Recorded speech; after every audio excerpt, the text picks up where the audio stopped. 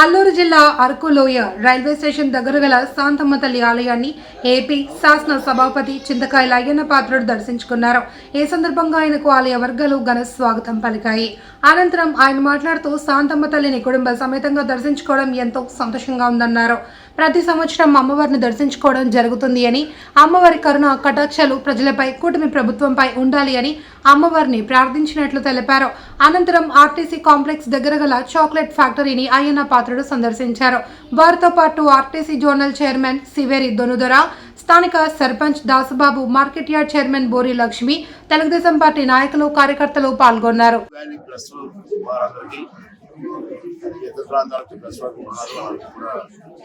నమస్కారం తెలియజేస్తూ శాంతమ్మ దేవి ఆశీర్వాదం కుటుంబాలందరికీ ఉండాలని కోరుకుంటున్నాను.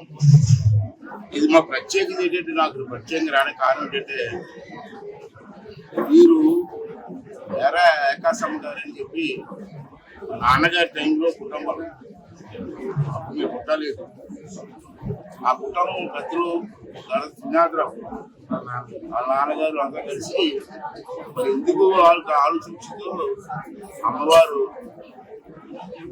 ఆదేశం మేరకు ఇక్కడ గుడి కట్టాలని చెప్పి నిర్ణయం తీసుకోవడం జరిగింది.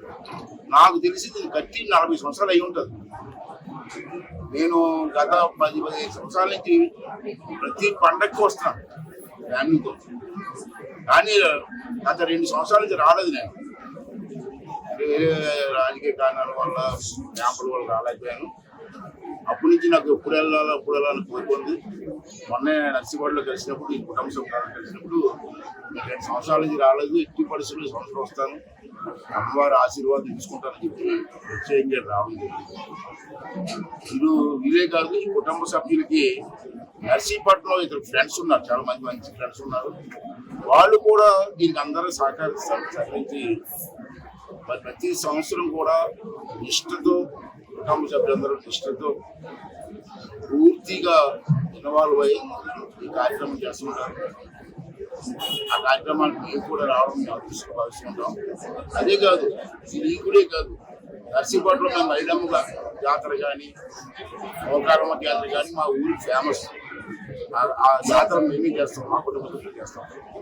దానికి కూడా వీళ్ళు పూర్తిగా ఇన్వాల్వ్ అయిపోయి ఆ 9 రోజులు కూడా మాతోటే ఉండి ఆ కార్యక్రమం చేస్తుంటారు. భక్తిభావంతో ఉన్న కార్యక్రమాలు చేసుకుంటాం.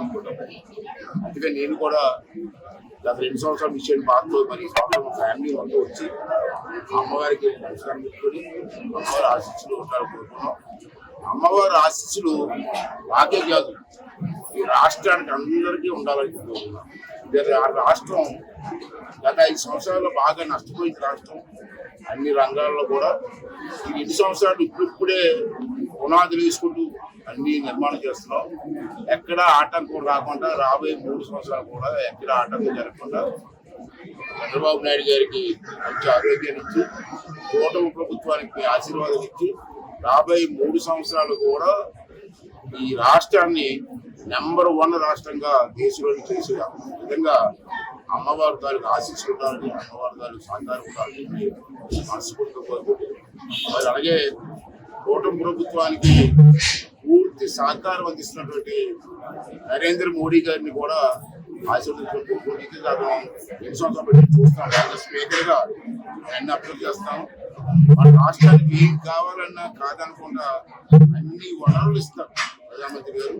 వారు కూడా ఆరోగ్యంగా ఉండి ఈ రాష్ట్ర అభివృద్ధిలో భాగస్వామ్యం ధన్యవాదాలు చెప్పుకుంటూ, ఇంకా ఈ రాష్ట్రాన్ని నెంబర్ 1గా తీసుకెళ్ళడం కోసం నరేంద్ర మోదీ గారు వాళ్ళ క్యాబినెట్ సహకారం ఎప్పుడూ ఉండాలని చెప్పి కోరుకుంటూ, అలాగే ప్రజలు కూడా ఈ నష్టపోయిన రాష్ట్రాన్ని ముందుకు తీసుకెళ్ళడం కోసం మీ సహకారం కూడా కావాలా, ప్రజల సహకారం కూడా కావాలా. అందరూ కలిసి అమ్మవారి ఆశీస్సుతో ఈ రాష్ట్రాన్ని బాగు చేసుకుంటాం, నెంబర్ 1 రాష్ట్రంగా చెప్తాం, అభివృద్ధి చేసి రాబోయే తరం వారికి అభివృద్ధి అందించడం కోసం మనందరం కూడా ప్రయత్నం చేయాలని చెప్పి కోరుకుంటూ, మా ప్రయత్నానికి అమ్మవారి ఆశీస్సులు ఎప్పుడూ ఉండాలని చెప్పి అమ్మవారికి కూడా